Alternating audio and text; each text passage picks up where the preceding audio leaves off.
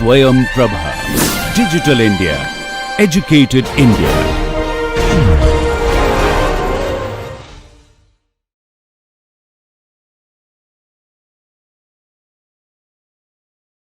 Location here.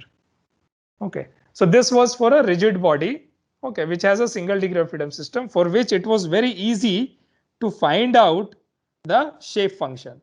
Okay, and remember, because it is a single degree of freedom system, whatever deformation you find out using this method would be exact. Okay, so this procedure provides you exact deformation if it's a single degree of freedom system. Okay, anybody has any doubt in this problem? If not, then let us see how we can extend the same concept for distributed mass and elasticity. Okay, so I want to extend this for distributed mass and elasticity. So what I basically mean that when I say elasticity, I'm considering it to be a deformable system. This is not a rigid body anymore. Okay, and let me take an example of a cantilever beam. Okay, so let me say this is my cantilever beam here. Okay, and let us say this is something deforming like this. Okay, and in this case, the idea is to find out a shape function phi x that represents this deformed shape. Now, can you suggest some of the function which could approximately represents the shape function here? Okay, what does this look like? Can I say the deformed shape might be represented as something like a parabola? Okay, so if this is considered as x and I have to find out what is my phi x here, can I say phi x can be represented as x square by L square because this shape looks like a parabola? Or you can choose other functions as well. For example, the same shape can also be represented by 1 minus cos pi x by 2L. Okay, because if you look at it, when x is equal to 0, okay, this is equal to, this function is equal to 0. When x is equal to L, this is actually equal to 1. Okay, or there could be other function as well. How about we represent this using the static deflected shape? For example, you know that when a static load is applied on a cantilever here, how does the deflected shape look like? You know that at the end, the deflection is actually PL cube by 3EI. If a force applied is the point load at the one of its ends here. Okay, but I also know the deformation shape you might have derived during your undergrad. Okay, the equation of this deformed shape looks like something like this, isn't it? I can write down at any point ux, this here, I can write this down as 3 Lx square minus x cube, okay, divided by 6EI. Okay, so if you put x equal to 0 here, you get 0. When you put x equal to L here, okay, you basically get this as, okay, so this I'm going to write down the deformed shape. Okay, this you get as, let us say L cube by 3EI. Okay, so this is for a unit force. Remember, I'm considering this due to a unit force. If it is due to force P, let us say due to unit force. Okay, so the UL is at L cube by 3I, which is the same thing that you have been studying till now. So there are different ways in which the deflected shape can be represented. Okay, depending upon the deflected shape, your solution might be accurate, very accurate, or not accurate at all. Okay, and it all depends on the shape function phi x. Okay, so determination of the shape function is one of the most important thing here. How do you select the shape function? Now, the question is, how do I know whether this shape function is appropriate or not. For example, how do I know whether this one, or let me write down the third one as well.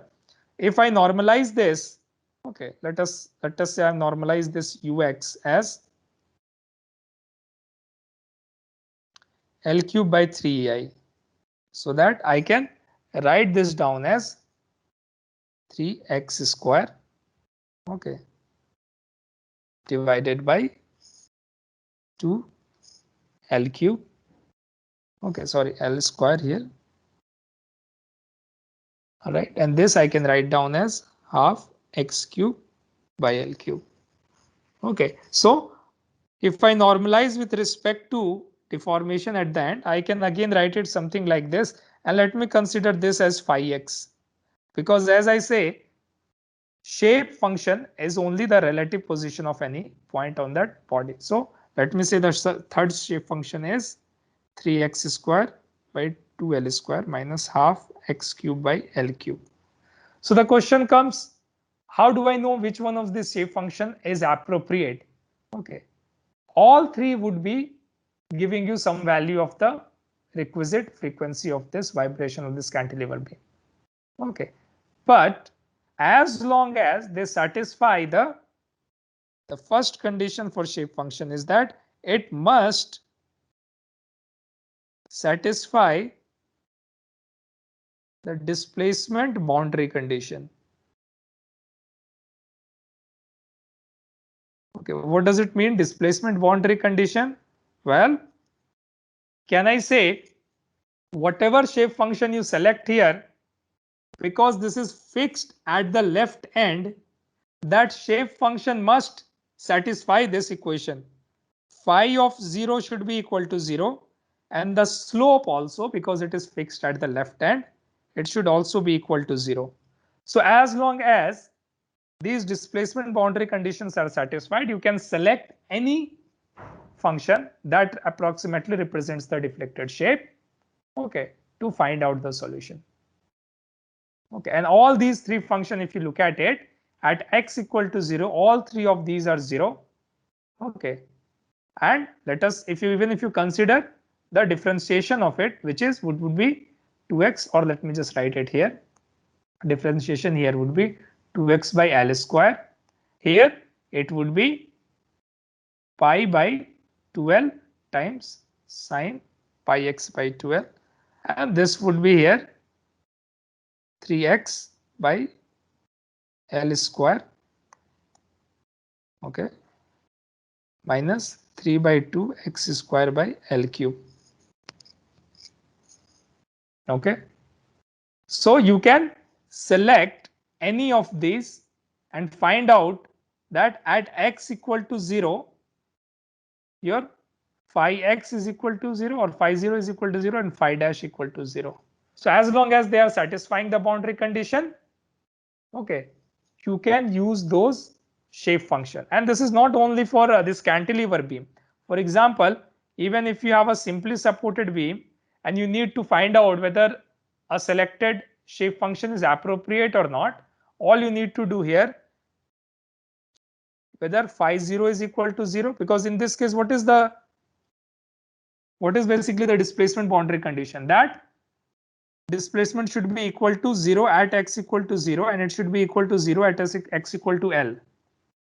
Okay, and it is not fixed at any of the points, so you cannot say anything about the rotation. However, these two conditions must be satisfied for this. Okay, for the shape function to be appropriate. Okay, so this is the only condition. So let us summarize what we are trying to do here. I'm trying to write down total deformation as some shape function ux plus zt, and I also said that if you represent phi x as some normalized value, okay, for example with respect to some reference, like for a cantilever, if you normalize with respect to the displacement at the end, for a simply supported beam it would be the displacement at the middle. Okay, then what will happen, phi at that point of reference u equal to x naught would become 1, and your u of x naught would become simply phi of x naught times z, which would be basically phi of x naught is 1 because you have normalized with respect to that point. It would become equal to the coordinate z. So if you normalize your shape function with respect to some point of reference, okay, at that point of reference, your total displacement is actually the generalized coordinate. Okay, and when you solve the equation of motion, and when you find out the z equal to z of t, all you need to do to find out u of xt is multiply ux is equal to zt times zt, and it will give you the deformation at each and every point in the body. Remember, zt would give you the deformation of only the point of reference. Okay, so this provides deformation or displacement at the point of reference.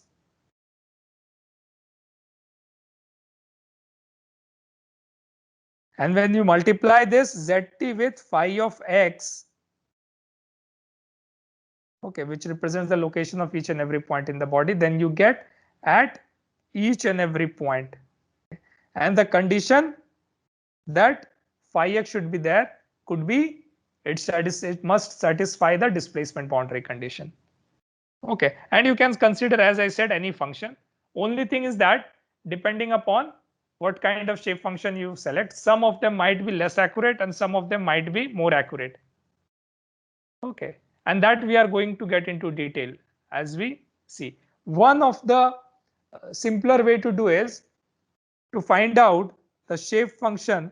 You consider the static deflection, or not say static deflection, deflection due to static load.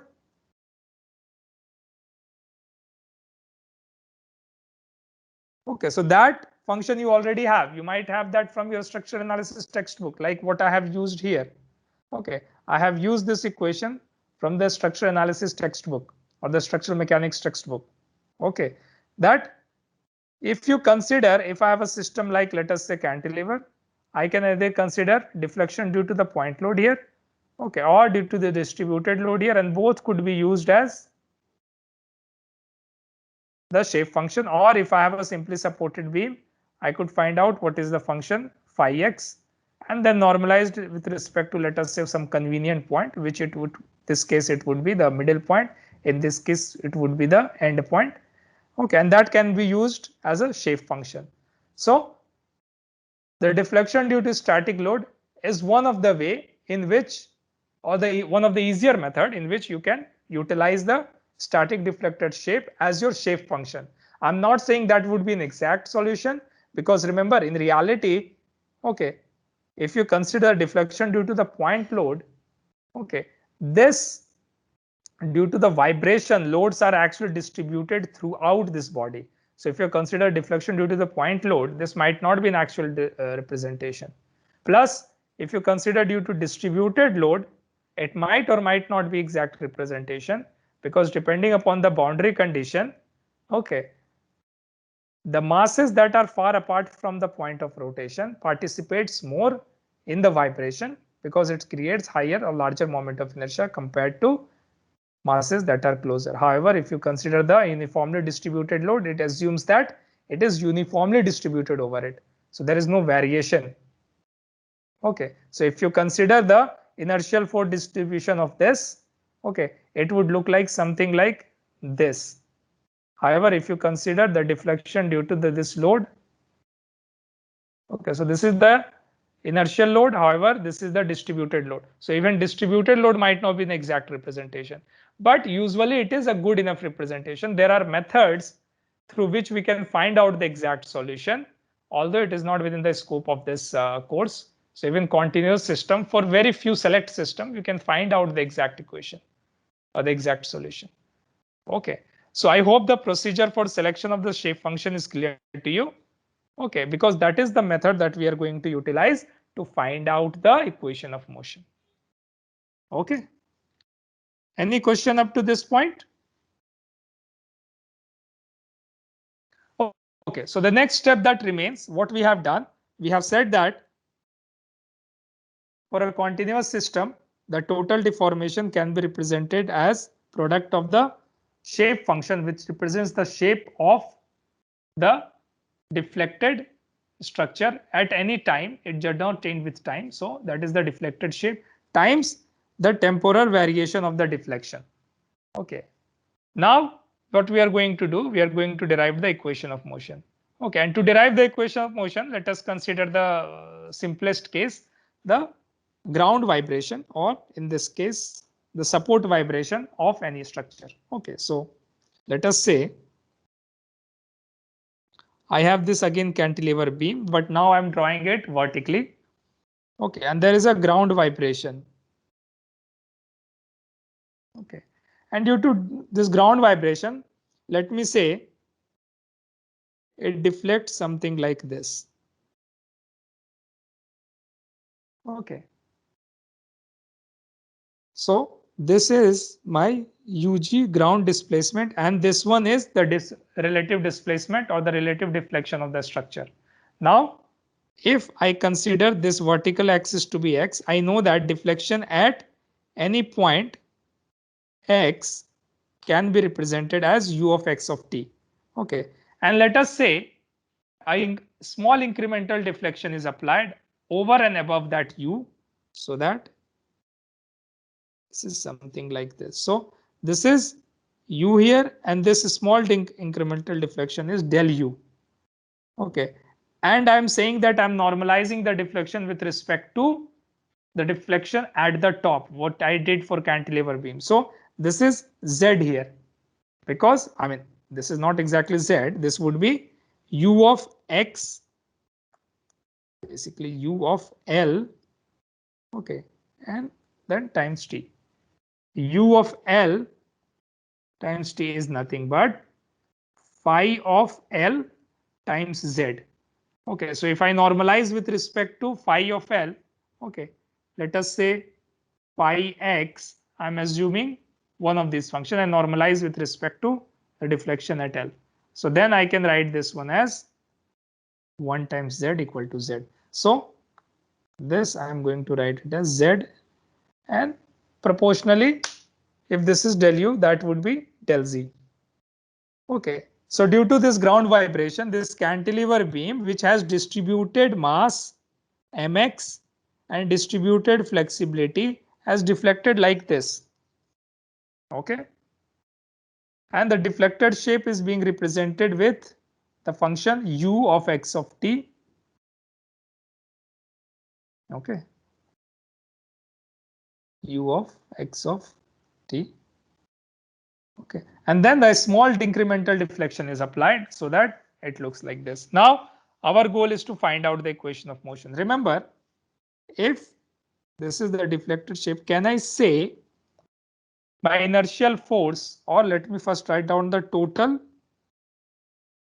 So if I consider the total acceleration of any point in this continuous beam, can I say it would be ground acceleration plus the relative acceleration?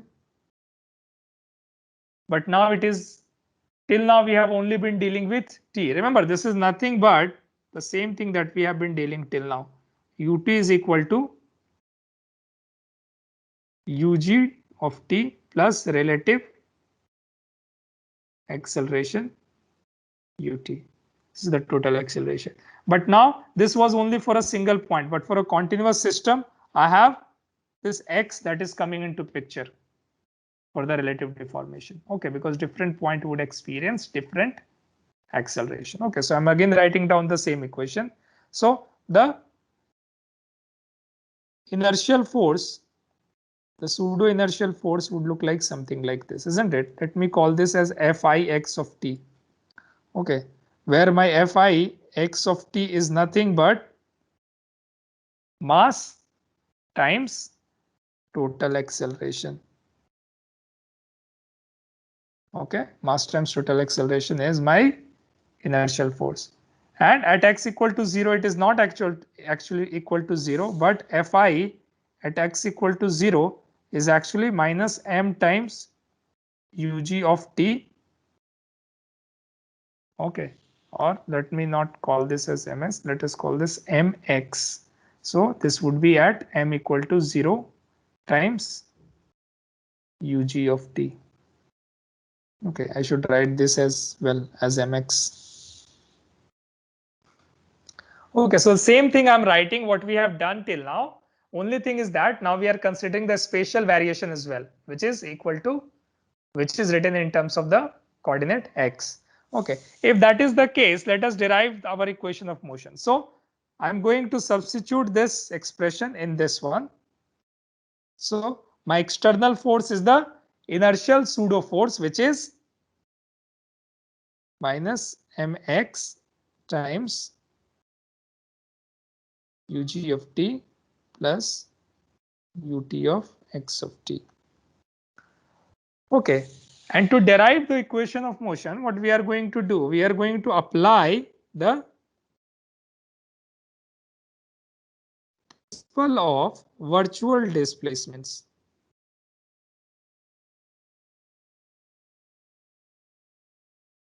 Now, what is the principle of virtual displacement? You might have studied this during your undergrad, or even right now you might be studying this as part of other courses.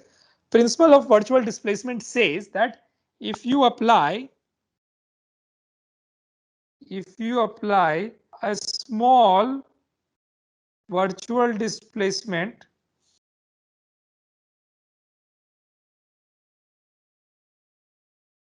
to a body in equilibrium.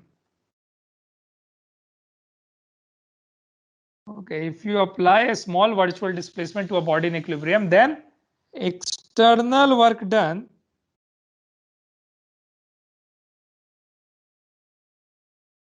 equal to internal work done. That is all. Okay, nothing sophisticated. Okay, so external work done is basically internal virtual work done. And why it is called virtual displacement? Because it is not a real displacement. It is just a fictitious displacement. Okay. To utilize, which we utilize to actually derive some useful equation. So if we apply, in which in this case, this is basically del u here. Okay, so if I apply a small virtual displacement del u, okay, then external work done would be internal virtual work done. The goal here is to find out which forces are doing external work and which forces are doing internal work. Now in this case, the external load is being applied to the ground vibration. So basically this inertial force that is here, which is being applied on the system, this is what is basically doing the external work. Okay, and the internal work would be due to the flexure deformation of this beam or the column, whatever. Okay, so the external work would be due to the forces Fi. Internal work would be due to the internal movement in that beam. Okay, now let us see how do we get that. Now let us first get external work done. What is work done? Force times displacement. Okay, or if you write in terms of moment, then it is moment times curvature. Is it? Okay, so you already might have encountered these equation. Okay, the work done is basically the integration of force times displacement, or if it is in terms of moment, then it is moment times the angle, what we say. Okay, but angle is nothing but the curvature times the displacement. Okay, so this is basically what does the virtual work, in this case u, in this case theta. Okay, so let us write down the equation of motion, not equation of motion, the work done. External work done is basically, okay, W. Instead of writing this, let me just first write down the, so what we are saying here is dW of external would be dW of internal. Okay, where del basically represents virtual increment. Okay, so let us see what do we get. My force is Fi x of t. So if I consider at any point, remember I showed you at any point the force is Fixt, okay, times the displacement, which is del of Ux. Okay, and this is basically this force. Remember, the force that I'm considering, okay, this is at any location X. So if I consider a small length here, let us say this length is actually dx. I have to multiply this per unit length force with this dx here and then integrate it over 0 to total length, the total work done. So I can go ahead and substitute the expression for Fi here, which is basically this. Okay. So I can write this as minus m x times, okay, this would be ug of t plus u of xt, all right, times del u of x and then dx. And then let us say what is the internal work done. Okay, my internal work done would be nothing but moment times the angle. Okay, force time deformation, moment times angle. So let us say this is the moment, and angle is nothing but curvature times the small deformation. Okay, I hope you remember this formula. Okay, now for a beam, I know that moment can be written as, and this need to be integrated, basically integrated from 0 to L. So EIX times U at X, basically this represents your moment, and the curvature is nothing but Ux double dash X and then dx. Okay, remember, when I say u is my deformation, du by dx is my angle, okay, and d square u by dx square is the curvature. Okay, deformation, angle, curvature. Okay, and if I want to find out for this curvature what is the angle, then all I need to do is multiply d square by dx square times dx, because I'm considering the height dx of this beam, and then I need to integrate it over 0 to L. Okay, so these expressions are not now known. All I need to do is to substitute this ux equal to phi x times the expression zt. Okay, so first, remember there are multiple things here. Time derivative, which is represented as dot and double dots. Okay, the spatial differentiation, or the basically the differentiation with respect to the deformation as u double dash x. So I can say that u double dash xt would be nothing but phi x times z double dot t. Okay, because for differentiation with respect to time, this term here is constant, and u double dash x would be nothing but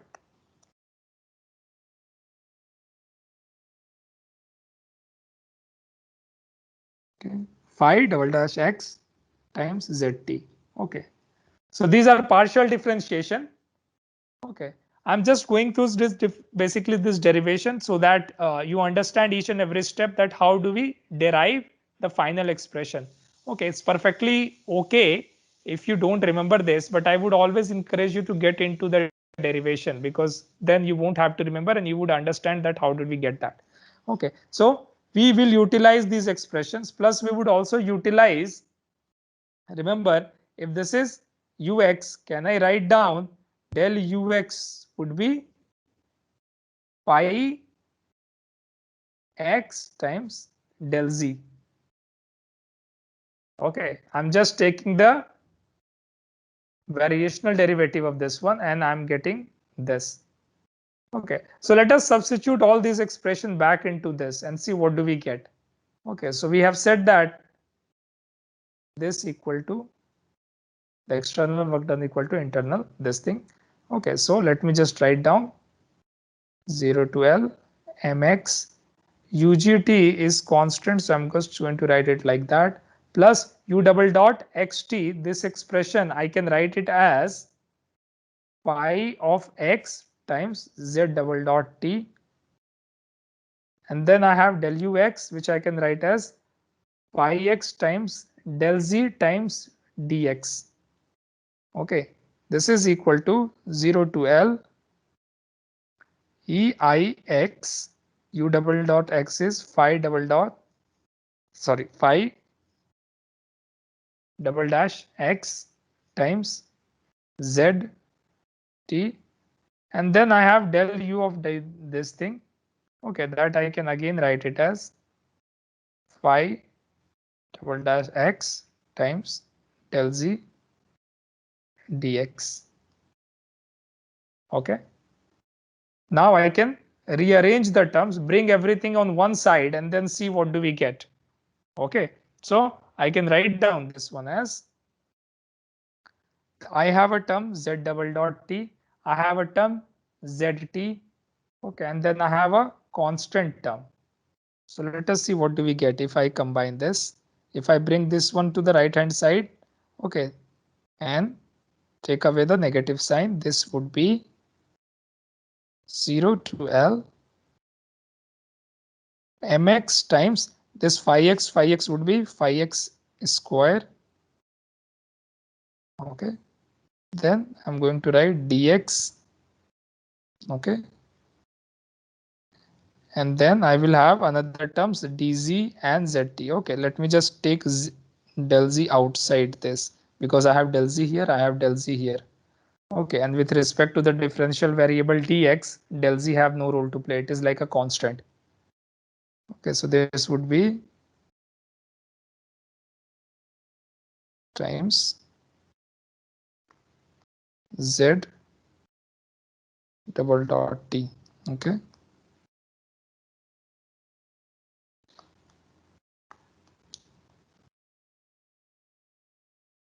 and then I have the second term, which is basically the coefficient of zt, and I'm going to write this as 0 to L eix and phi dash double x, phi dash this I'm going to go to square term here. Okay, and this times tx, and this whole thing times z of t. Okay, and then I have another term here, which is basically UGT, which I have got it from there, and it would be 0 L mx times phi x times dx. Okay, and this times UG double T, and this is equal to 0. Now, del Z is the small virtual displacement, which I have assumed it to be non-zero. So the term inside would only be equal to 0, this bracket. Okay. Now, if I remove del Z here and equate the inside term 0, let us see what do we get here. Okay. This is a term, this is another term, and this is another term. Now, remember, there is no time dependent term here. There is only x variables. Okay, so only the location dependent term here. Similarly, here no time dependent term here.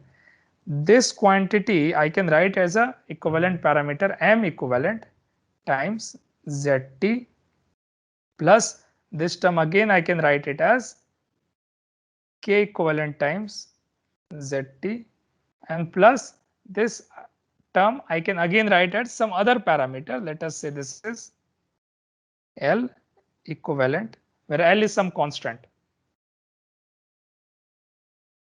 This is equal to 0. Okay. So what do we see here? This equation is of the same form, okay, that we have been doing so far, or the solving so far for a single degree of freedom system. So using the principle of virtual work and utilizing the shape function, I have been able to reduce a continuous system to a single degree of freedom system like this. Okay, where my m equivalent is can be calculated using just the shape function and the mass variation as something like this.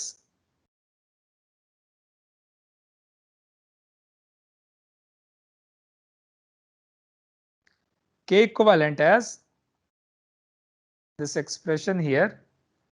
And remember, your mass could be varying. Okay, it doesn't matter. As long as you know the variation, you should be able to find this out. Okay, and then there is another term L equivalent as well, which I'm writing it as 0 to L mx times phi x times dx.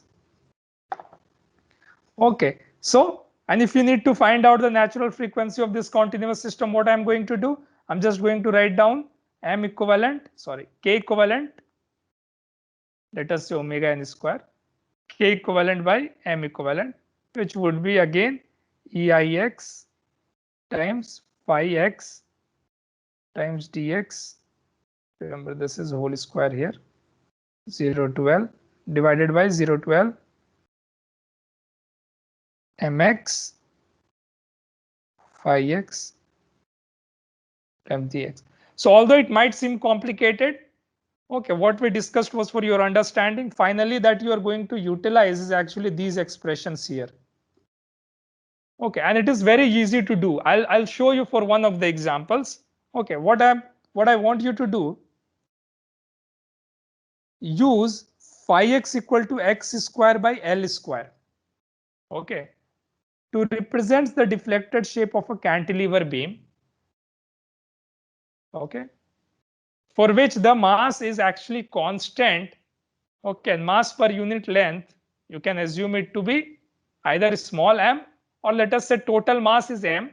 So that mass per unit length mx is given as a constant value, mass times L. The length is L. Okay, what you need to find out, see, till now we have said that only half of the mass actually participated. We're only considering tributary mass. Let us see whether that assumption is correct or not. If I consider this shape function here. Okay, so if I consider this shape function, what is my M equivalent basically? Mass times L, which is the mx. Phi x is basically x square by L square. So m by L, 0 to L. Okay, then phi x basically is x square by L square to the power whole square times dx. So I'm utilizing this expression here. Okay, what do you get this as? M by L x to the power 4 L4 times dx 0 to L. So if you integrate it, okay, you can get as M by L5 5, and this would be x to the power 5 by L4. Okay, now x to the power 5 would be L5 here, and you actually basically get M by 5 here, isn't it? Okay, and what is M by 5?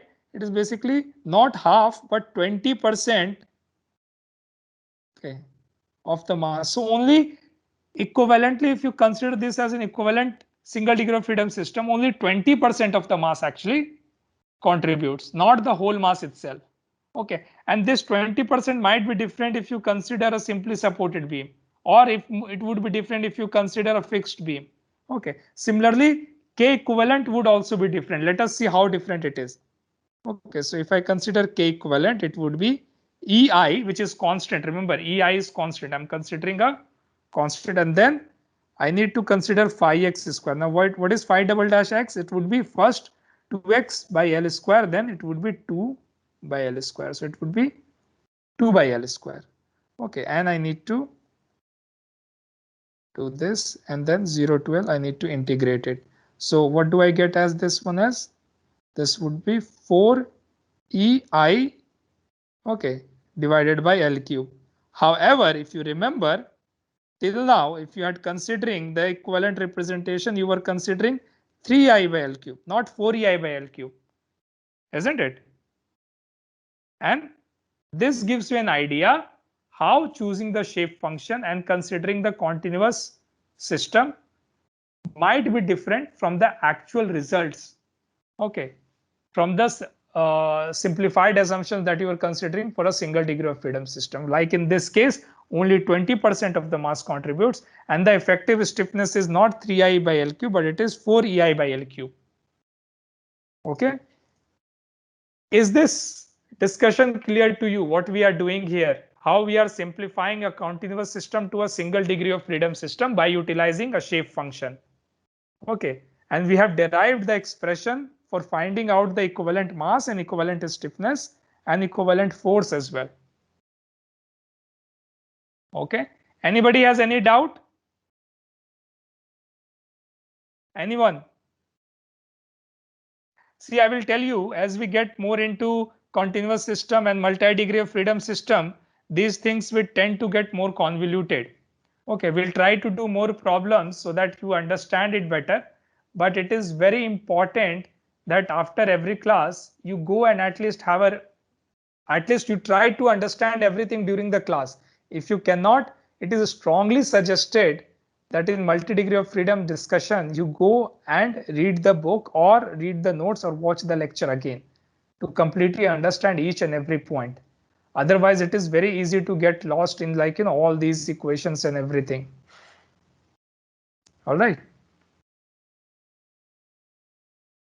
Okay.